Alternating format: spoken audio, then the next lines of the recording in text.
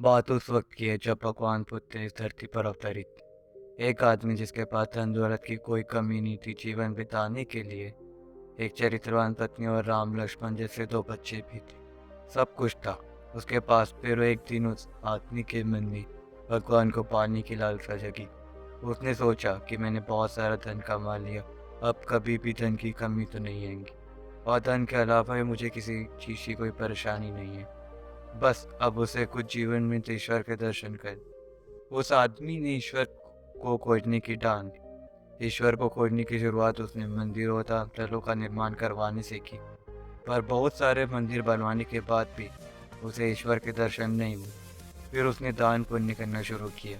उसे अपने खजाने में से बहुत सारा धन दान पुण्य में लगा दिया, लेकिन फिर भी उस ईश्वर के दर्शन नहीं हुए। फिर उस आदमी ने सोचा कि अब मुझे बड़े दामों की तीर्थ यात्रा करनी चाहिए। उस आदमी ने बहुत सारे तीर्थ स्थलों की यात्रा की और उनके दर्शन किए। ऐसे ही 20 साल गुजर गए और वो आदमी को ईश्वर कहीं नहीं मिले। भगवान को पाने की कोशिश करते करते वह इंसान थक गया और आखिरकार एक दिन महात्मा बुद्ध के पास पहुंच गया और कहने लगा कि बुद्ध, मैं 20 साल से ईश्वर को खोज रहा हूँ, पर मुझे ईश्वर कहीं भी नहीं मिले। क्या आप मुझे ईश्वर को पाने की कोई मार्ग दिखा सकते हैं? उस आदमी की बातें सुनकर महात्मा बुद्ध उससे पूछने लगे कि ईश्वर को खोजना कोई बड़ी बात नहीं है, वो बड़ी आसानी से मिल जाते हैं। अच्छा, तुम ये बताओ कि ईश्वर को खोजने के लिए तुमने क्या किया और कहाँ कहाँ खोजा? वो आदमी बुद्ध को सारी बात बताता है कि मैंने बहुत सारे मंदिरों और धर्मस्थलों का निर्माण करवाया, दान पुण्य भी किया और कई सारे तीर्थस्थलों के दर्शन भी किए, फिर भी मुझे ईश्वर के दर्शन नहीं हुए। महात्मा बुद्ध उसकी बातें सुनकर हंस पड़े और कहा, ठीक है, तुम ईश्वर के दर्शन करना है न, तुम शाम के वक्त मेरे पास आ जाना, तुम्हें स्वर मिल जाएंगे।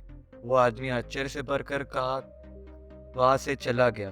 वो सोच रहा था कि बुद्ध मुझे कैसे ईश्वर के दर्शन करा सकते हैं। फिर कुछ देर बाद संध्या होने को आई, पर महात्मा बुद्ध संध्या होने से पहले कुछ ढूंढ रहे थे। उनके शिष्यों ने आकर पूछा कि बुद्ध, आप क्या ढूंढ रहे?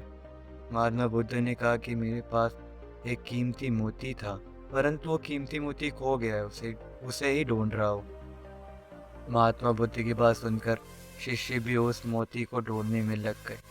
सभी मोती को ढूंढ ही रहे थे कि इतने में वो आदमी भी वहां पर पहुंच गया।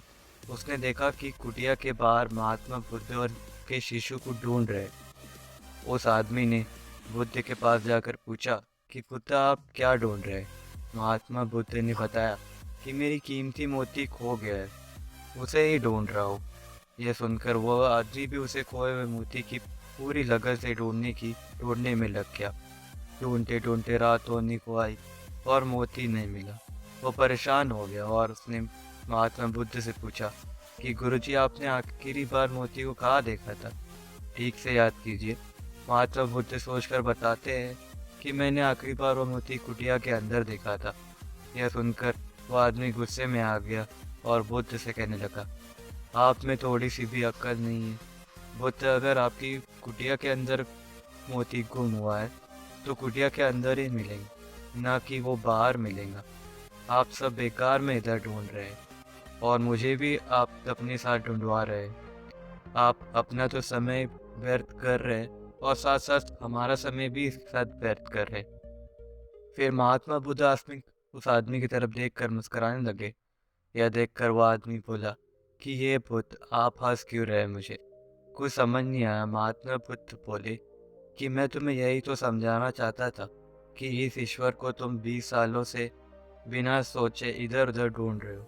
तुमने कभी अपने अंदर की कुटिया में खोजा ही नहीं। ईश्वर कभी खोजने से नहीं मिलते, उसके लिए तन और मन पवित्र होना चाहिए, तभी ईश्वर के दर्शन होते हैं। अगर तुम ईश्वर के सच्चे दर्शन करना चाहते हो तो इधर उधर भटकना छोड़कर अपनी अंतरात्मा में ध्यान लगाओ। ईश्वर तुम्हें वही मिलेंगे। अपने अंदर के ईश्वर को तुम देख लोगे तो हर जगह, हर इंसान में तुम्हें बस ईश्वर ही दिखाई देंगे।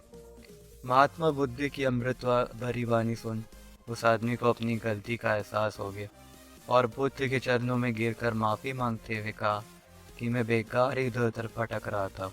वास्तव तो ईश्वर हमारे अंदर ही होते हैं।